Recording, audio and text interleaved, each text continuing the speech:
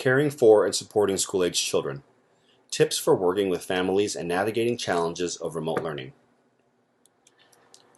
Rules and expectations need to be clear.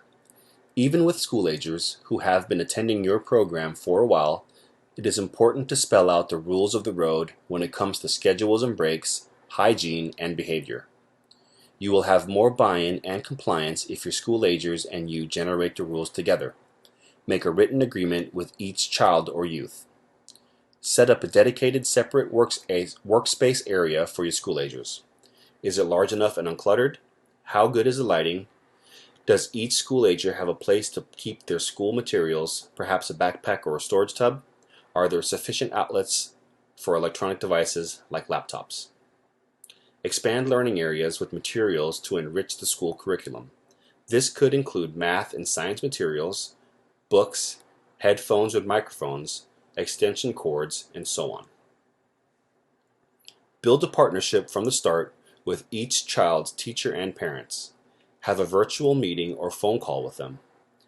Advocate for what you need. Many school districts are supplying families with materials that they need for their children to succeed with remote learning.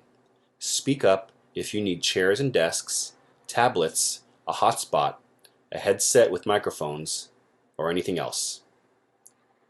Create a calendar to stay on track for each school-age child. The calendar could be on paper, on your phone, or on a whiteboard. Also, use a whiteboard or a corkboard and write down everyone's class times and have login information handy. To keep school-agers motivated and healthy, both physically and mentally, build in breaks for them, a bare minimum of 1 hour daily. They will need outdoor and active time.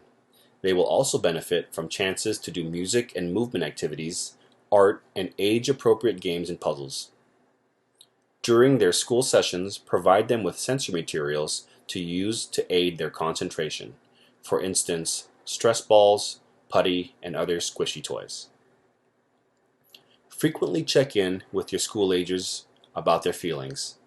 This shows them that you care and gives them valuable information that makes it easier for them to focus on learning. Use rituals to mark the beginning and end of the school day. A special badge or clothing may help remind the school-agers when they are and aren't in school with their differing expectations. Remember that each child is unique. Their individual temperaments matter. So do their characteristic responses to stress. So do their ages. Appropriate expectations for an 8-year-old will not work for a 5-year-old.